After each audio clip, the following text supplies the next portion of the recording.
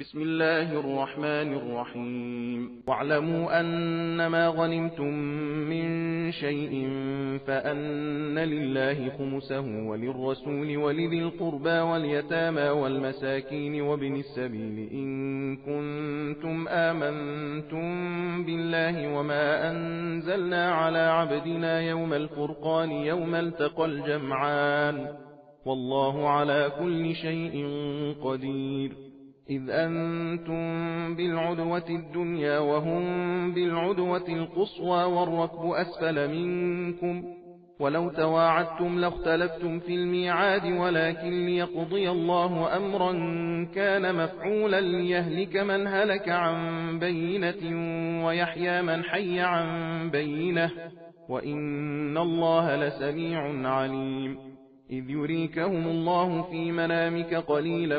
ولو أراكهم كثيرا لفشلتم ولتنازعتم في الأمر ولكن الله سلم إنه عليم بذات الصدور. وإذ يريكموهم إذ التقيتم في أعينكم قليلا ويقللكم في أعينهم ليقضي الله أمرا كان مفعولا وإلى الله ترجع الأمور. يا أيها الذين آمنوا إذا لقيتم فئة فاثبتوا واذكروا الله كثيرا لعلكم تفلحون. وأطيعوا الله ورسوله ولا تنازعوا فتفشلوا وتذهب ريحكم واصبروا إن الله مع الصابرين. ولا تكونوا كالذين خرجوا من ديارهم بطرا ورئاء الناس ويصدون عن سبيل الله والله بما يعملون محيط. وإذ زين لهم الشيطان أعمالهم وقال لا غالب لكم اليوم من الناس وإني جار لكم فلما تراءت الفئتان نكص على عقبيه وقال إني بريء منكم إني أرى ما لا ترون إني أخاف الله والله شديد العقاب. إذ يقول المنافقون والذين في قلوبهم مرض غر هؤلاء دينهم ومن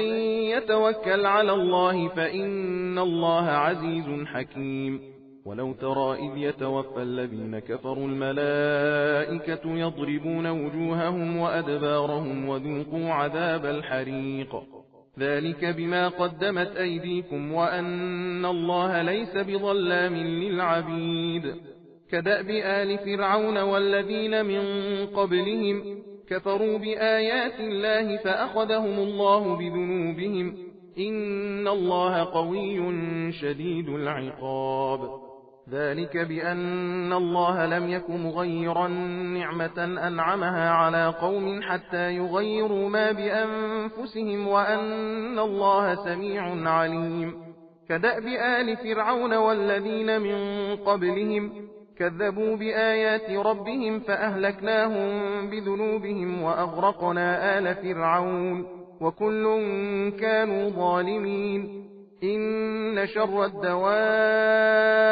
عند الله الذين كفروا فهم لا يؤمنون. الذين عاهدت منهم ثم ينقضون عهدهم في كل مرة وهم لا يتقون. فإما تثقفنهم في الحرب فشرد بهم من خلفهم لعلهم يذكرون. وإما تخافن من قوم خيانة فانبذ إليهم على سواء إن الله لا يحب الخائنين. ولا يحسبن الذين كفروا سبقوا إنهم لا يعجزون. وأعدوا لهم ما استطعتم من قوة ومن رباط الخيل ترهبون به عدو الله وعدوكم وآخرين من دونهم لا تعلمونهم الله يعلمهم وما تنفقوا من شيء في سبيل الله يوفى إليكم وأنتم لا تظلمون. وإن جنحوا للسلم فاجنح لها وتوكل على الله إنه هو السميع العليم. وإن يريدوا أن يخدعوك فإن حسبك الله هو الذي أيدك بنصره وبالمؤمنين وألف بين قلوبهم لو أنفقت ما في الأرض جميعا ما ألفت بين قلوبهم ولكن الله ألف بينهم إنه عزيز حكيم. يا أيها النبي حسبك الله ومن اتبعك من المؤمنين. يا أيها النبي حرض المؤمنين على القتال إن يكن منكم 20 صابرون يغلبوا 200 وإن يكن منكم 100 يغلبوا 1000 من الذين كفروا بأنهم قوم لا يفقهون. الآن خفف الله عنكم وعلم أن فيكم ضعفا فإن يكن منكم 100 صابرة يغلبوا 200 وإن يكن منكم 1000 يغلبوا 2000 بإذن الله والله مع الصابرين. ما كان لنبي أن يكون له أسرى حتى يثخن في الأرض تريدون عرض الدنيا والله يريد الآخرة والله عزيز حكيم. لولا كتاب من الله سبق لمسكم فيما أخذتم عذاب عظيم فكلوا مما غنمتم حلالا طيبا واتقوا الله إن الله غفور رحيم. يا أيها النبي قل لمن في أيديكم من الأسرى إن يعلم الله في قلوبكم خيرا يؤتكم خيرا مما أخذ منكم ويغفر لكم والله غفور رحيم. وإن يريدوا خيانتك فقد خانوا الله من قبل فأمكن منهم والله عليم حكيم. إن الذين آمنوا وهاجروا وجاهدوا بأموالهم وأنفسهم في سبيل الله والذين آووا ونصروا أولئك بعضهم أولياء بعض والذين آمنوا ولم يهاجروا ما لكم من ولايتهم من شيء حتى يهاجروا وإن استنصروكم في الدين فعليكم النصر إلا على قوم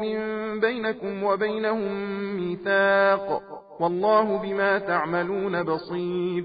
والذين كفروا بعضهم أولياء بعض إلا تفعلوه تكن فتنة في الأرض وفساد كبير. والذين آمنوا وهاجروا وجاهدوا في سبيل الله والذين آووا ونصروا أولئك هم المؤمنون حقا لهم مغفرة ورزق كريم. والذين آمنوا من بعد وهاجروا وجاهدوا معكم فأولئك منكم وأولو الأرحام بعضهم أولى ببعض في كتاب الله إن الله بكل شيء عليم. براءة من الله ورسوله إلى الذين عاهدتم من المشركين فسيحوا في الأرض 4 أشهر واعلموا أنكم غير معجز الله وأن الله مخزي الكافرين. وأذان من الله ورسوله إلى الناس يوم الحج الأكبر أن الله بريء من المشركين ورسوله فإن تبتم فهو خير لكم وإن توليتم فاعلموا أنكم غير معجز الله وبشر الذين كفروا بعذاب أليم. إلا الذين عاهدتم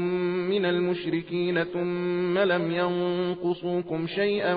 ولم يظاهروا عليكم أحدا فأتموا إليهم عهدهم إلى مدتهم إن الله يحب المتقين. فإذا انسلخ الأشهر الحرم فاقتلوا المشركين حيث وجدتموهم وخذوهم واحصروهم واقعدوا لهم كل مرصد فإن تابوا وأقاموا الصلاة وآتوا الزكاة فخلوا سبيلهم إن الله غفور رحيم. وإن أحد من المشركين استجارك فأجره حتى يسمع كلام الله ثم أبلغه مأمنه ذلك بأنهم قوم لا يعلمون. كيف يكون للمشركين عهد عند الله وعند رسوله إلا الذين عاهدتم عند المسجد الحرام فما استقاموا لكم فاستقيموا لهم إن الله يحب المتقين كيف وإن يظهروا عليكم لا يرقبوا فيكم إلا ولا ذمة يرضونكم بأفواههم وتأبى قلوبهم وأكثرهم فاسقون اشتروا بآيات الله ثمنا قليلا فصدوا عن سبيله إنهم ساء ما كانوا يعملون لا يرقبون في مؤمن إلا ولا ذمة وأولئك هم المعتدون فإن تابوا وأقاموا الصلاة وآتوا الزكاة فإخوانكم في الدين ونفصل الآيات لقوم يعلمون وإن نكثوا أيمانهم من بعد عهدهم وطعنوا في دينكم فقاتلوا أئمة الكفر إنهم لا أيمان لهم لعلهم ينتهون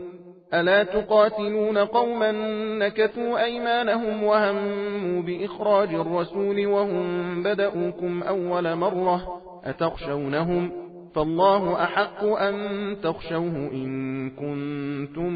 مؤمنين قاتلوهم يعذبهم الله بأيديكم ويخزهم وينصركم عليهم ويشف صدور قوم مؤمنين ويذهب غيظ قلوبهم ويتوب الله على من يشاء والله عليم حكيم أم حسبتم أن تتركوا ولما يعلم الله الذين جاهدوا منكم ولم يتخذوا من دون الله ولا رسوله ولا المؤمنين وليجة والله خبير بما تعملون ما كان للمشركين أن يعمروا مساجد الله شاهدين على أنفسهم بالكفر أولئك حبطت أعمالهم وفي النار هم خالدون إنما يعمر مساجد الله من آمن بالله واليوم الآخر وأقام الصلاة وآتى الزكاة ولم يخش إلا الله فعسى أولئك أن يكونوا من المهتدين أجعلتم سقاية الحاج وعمارة المسجد الحرام كمن آمن بالله واليوم الآخر وجاهد في سبيل الله لا يستوون عند الله والله لا يهدي القوم الظالمين الذين آمنوا وهاجروا وجاهدوا في سبيل الله بأموالهم وأنفسهم أعظم درجة عند الله وأولئك هم الفائزون يبشرهم ربهم برحمة منه ورضوان وجنات لهم فيها نعيم مقيم خالدين فيها أبدا إن الله عنده أجر عظيم يا أيها الذين آمنوا لا تتخذوا آباءكم وإخوانكم أولياء إن استحبوا الكفر على الإيمان ومن يتولهم منكم فأولئك هم الظالمون قل إن كان آباؤكم وأبناؤكم وإخوانكم وأزواجكم وعشيرتكم وأموال اقترفتموها وتجارة تخشون كسادها ومساكن ترضونها أحب إليكم من الله ورسوله وجهاد في سبيله فتربصوا حتى يأتي الله بأمره والله لا يهدي القوم الفاسقين لقد نصركم الله في مواطن كثيرة ويوم حنين إذ أعجبتكم كثرتكم فلم تغن عنكم شيئا وضاقت عليكم الأرض بما رحبت ثم وليتم مدبرين ثم أنزل الله سكينته على رسوله وعلى المؤمنين وأنزل جنودا لم تروها وعذب الذين كفروا وذلك جزاء الكافرين ثم يتوب الله من بعد ذلك على من يشاء والله غفور رحيم يا أيها الذين آمنوا إنما المشركون نجس فلا يقربوا المسجد الحرام بعد عامهم هذا وإن خفتم عيلة فسوف يغنيكم الله من فضله إن شاء إن الله عليم حكيم قاتلوا الذين لا يؤمنون بالله ولا باليوم الآخر ولا يحرمون ما حرم الله ورسوله ولا يدينون دين الحق من الذين أوتوا الكتاب حتى يعطوا الجزية عن يد وهم صاغرون وقالت اليهود عزير ابن الله وقالت النصارى المسيح ابن الله ذلك قولهم بأفواههم يضاهئون قول الذين كفروا من قبل قاتلهم الله أنى يؤفكون اتخذوا أحبارهم ورهبانهم أربابا من دون الله والمسيح ابن مريم وما أمروا إلا ليعبدوا إلها واحدا لا إله إلا هو سبحانه عما يشركون يريدون أن يطفئوا نور الله بأفواههم ويأبى الله إلا أن يتم نوره ولو كره الكافرون هو الذي أرسل رسوله بالهدى ودين الحق ليظهره على الدين كله ولو كره المشركون يا أيها الذين آمنوا إن كثيرا من الأحبار والرهبان ليأكلون أموال الناس بالباطل ويصدون عن سبيل الله والذين يكنزون الذهب والفضة ولا ينفقونها في سبيل الله فبشرهم بعذاب أليم يوم يحمى عليها في نار جهنم فتكوى بها جباههم وجنوبهم وظهورهم هذا ما كنزتم لأنفسكم فذوقوا ما كنتم تكنزون إن عدة الشهور عند الله 12 شهرا في كتاب الله يوم خلق السماوات والأرض منها 4 حرم ذلك الدين القيم فلا تظلموا فيهن أنفسكم وقاتلوا المشركين كافة كما يقاتلونكم كافة واعلموا أن الله مع المتقين إنما النسيء زيادة في الكفر يضل به الذين كفروا يحلونه عاما ويحرمونه عاما ليواطئوا عدة ما حرم الله فيحلوا ما حرم الله زين لهم سوء أعمالهم والله لا يهدي القوم الكافرين يا أيها الذين آمنوا ما لكم إذا قيل لكم انفروا في سبيل الله اثاقلتم إلى الأرض أرضيتم بالحياة الدنيا من الآخرة فما متاع الحياة الدنيا في الآخرة إلا قليل إلا تنفروا يعذبكم عذابا أليما ويستبدل قوما غيركم ولا تضروه شيئا والله على كل شيء قدير إلا تنصروه فقد نصره الله إذ أخرجه الذين كفروا ثاني اثنين إذ هما في الغار إذ يقول لصاحبه لا تحزن إن الله معنا فأنزل الله سكينته عليه وأيده بجنود لم تروها وجعل كلمة الذين كفروا السفلى وكلمة الله هي العليا والله عزيز حكيم انفروا خفافا وثقالا وجاهدوا بأموالكم وأنفسكم في سبيل الله ذلكم خير لكم إن كنتم تعلمون لو كان عرضا قريبا وسفرا قاصدا لاتبعوك ولكن بعدت عليهم الشقة وسيحلفون بالله لو استطعنا لخرجنا معكم يهلكون أنفسهم والله يعلم إنهم لكاذبون عفى الله عنك لما أذنت لهم حتى يتبين لك الذين صدقوا وتعلم الكاذبين لا يستأذنك الذين يؤمنون بالله واليوم الآخر أن يجاهدوا بأموالهم وأنفسهم والله عليم بالمتقين إنما يستأذنك الذين لا يؤمنون بالله واليوم الآخر وارتابت قلوبهم فهم في ريبهم يترددون ولو أرادوا الخروج لأعدوا له عدة ولكن كره الله بعاثهم فثبطهم وقيل اقعدوا مع القاعدين لو خرجوا فيكم ما زادوكم إلا خبالا ولأوضعوا خلالكم يبغونكم الفتنة وفيكم سماعون لهم والله عليم بالظالمين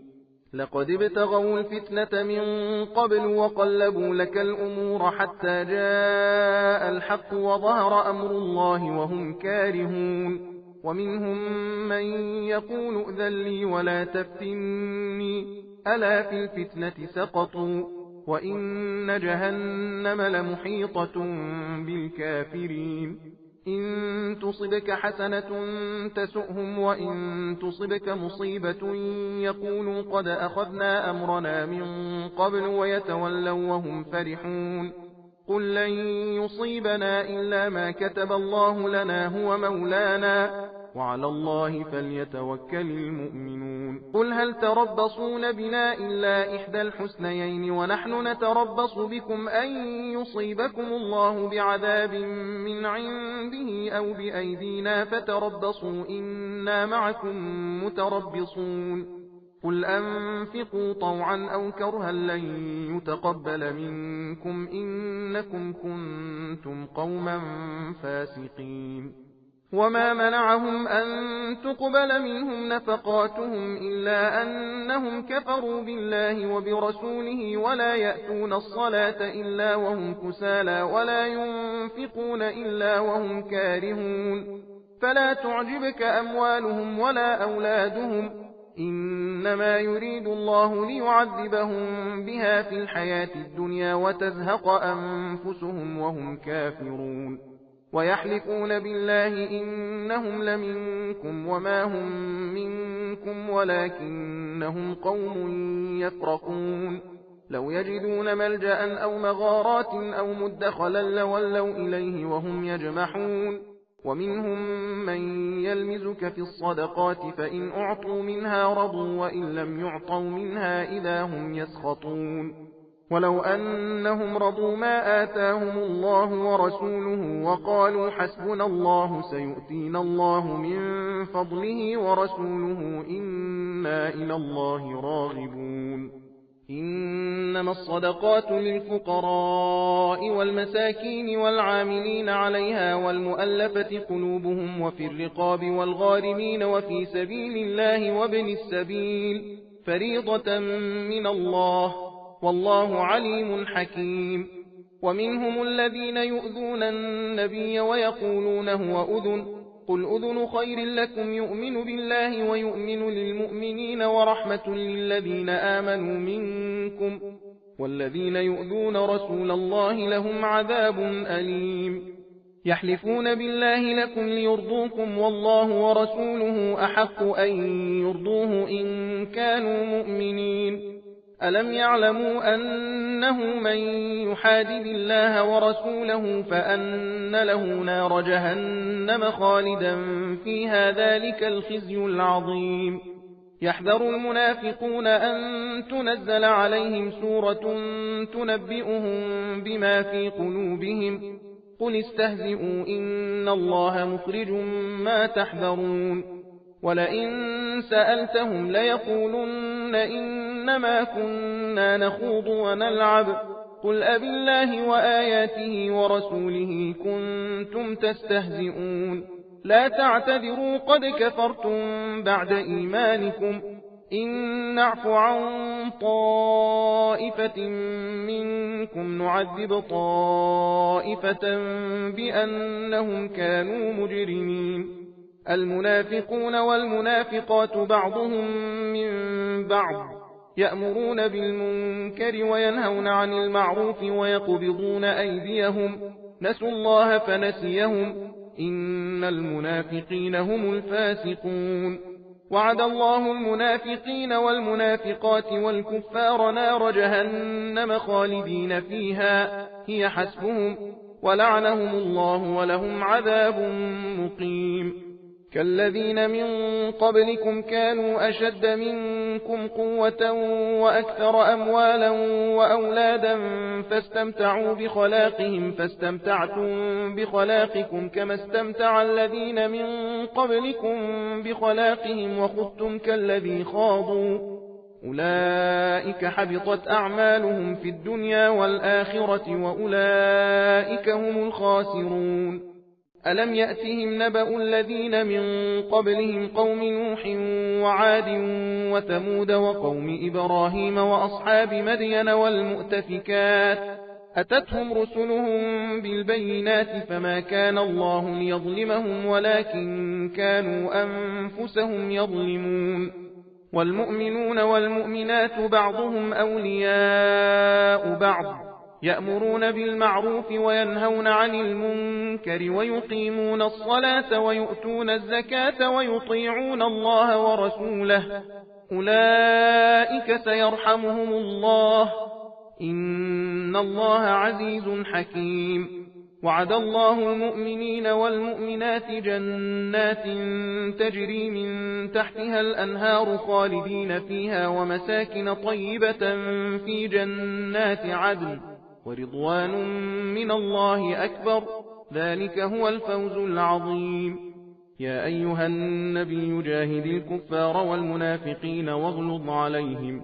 ومأواهم جهنم وبئس المصير. يحلفون بالله ما قالوا ولقد قالوا كلمة الكفر وكفروا بعد إسلامهم وهموا بما لم ينالوا وما نقموا إلا أن أغناهم الله ورسوله من فضله فإن يتوبوا يك خيرا لهم وإن يتولوا يعذبهم الله عذابا أليما في الدنيا والآخرة وما لهم في الأرض من ولي ولا نصير. ومنهم من عاهد الله لئن آتانا من فضله لنصدقن ولنكونن من الصالحين فلما آتاهم من فضله بخلوا به وتولوا وهم معرضون فأعقبهم نفاقا في قلوبهم إلى يوم يلقونه بما أخلفوا الله ما وعدوه وبما كانوا يكذبون. ألم يعلموا أن الله يعلم سرهم ونجواهم وأن الله علام الغيوب. الذين يلمزون المطوعين من المؤمنين في الصدقات والذين لا يجدون إلا جهدهم فيسخرون منهم سخر الله منهم ولهم عذاب أليم. استغفر لهم أو لا تستغفر لهم إن تستغفر لهم 70 مرة فلن يغفر الله لهم ذلك بأنهم كفروا بالله ورسوله والله لا يهدي القوم الفاسقين. فرح المخلفون بمقعدهم خلاف رسول الله وكرهوا أن يجاهدوا بأموالهم وأنفسهم في سبيل الله وقالوا لا تنفروا في الحر قل نار جهنم أشد حرا لو كانوا يفقهون. فليضحكوا قليلا وليبكوا كثيرا جزاء بما كانوا يكسبون. فإن رجعك الله إلى طائفة منهم فاستأذنوك للخروج فقل لن تخرجوا معي أبدا ولن تقاتلوا معي عدوا إنكم رضيتم بالقعود أول مرة فاقعدوا مع الخالفين. ولا تصل على أحد منهم مات أبدا